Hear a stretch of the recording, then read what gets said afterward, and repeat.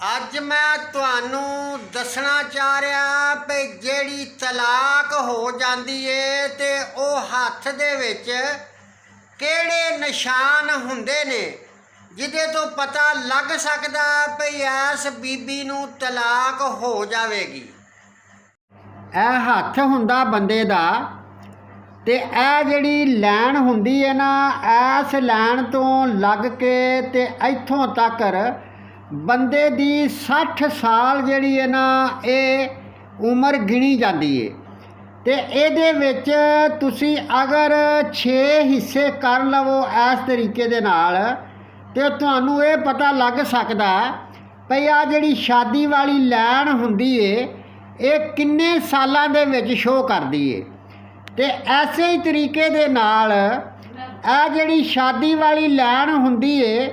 ਇਹ ਬਿਲ ਵਕਤ ਇਸ ਦਿਲ ਵਾਲੀ ਲਾਈਨ ਨੂੰ ਇਸ ਤਰ੍ਹਾਂ ਮੋੜ ਕੱਟ ਜਾਵੇ ਜਿਸ ਤਰੀਕੇ ਨਾਲ ਇਹ ਨਿਸ਼ਾਨ ਬਣਾਇਆ ਤੇ ਫਿਰ ਸਮਝ ਲਓ ਭਈ ਤਲਾਕ ਹੋਣਾ ਫਾਈਨਲ ਹੈ। ਉਸ ਬੁੱਢੀ ਨੂੰ ਜਾਂ ਉਸ ਬੰਦੇ ਦੀ ਤਲਾਕ ਜ਼ਰੂਰ ਹੋਵੇਗੀ ਅਗਰ ਉਹਦੀ ਲਾਈਨ ਇਹ ਜਿਹੜੀ ਸ਼ਾਦੀ ਵਾਲੀ ਹੈ ਦਿਲ ਵਾਲੇ ਲਾਈਨ ਵਾਲੇ ਪਾਸੇ ਵੱਲ ਨੂੰ ਮੁੜ ਜਾਵੇ ਤੇ।